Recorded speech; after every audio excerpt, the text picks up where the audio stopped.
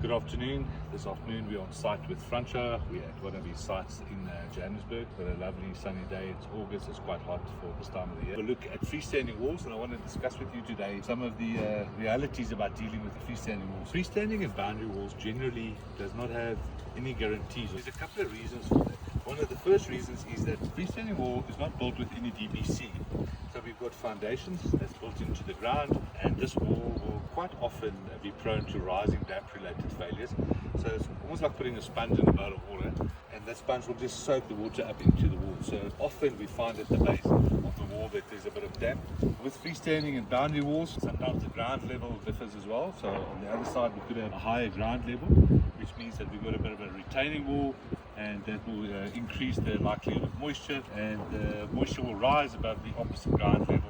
But typically speaking, around about 1 meter, gravity kicks in and the walls, the moisture would stabilize there.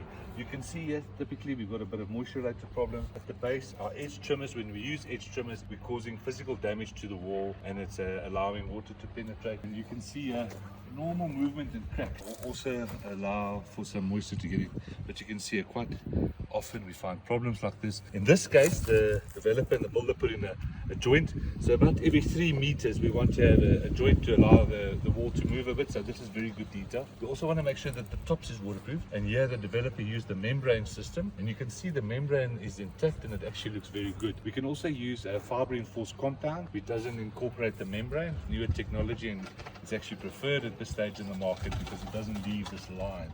So typically this is what a freestanding wall would look like. You'll see I've got a sprinkler system right here at my foot. So another source of moisture ingress. You can actually see the fungal soil growth at the bottom there. But just remember, when you paint a freestanding or boundary wall, it actually is better not to put a very expensive elastomeric coating system on. It's better to put something that's breathable on, a pollen or a textured product.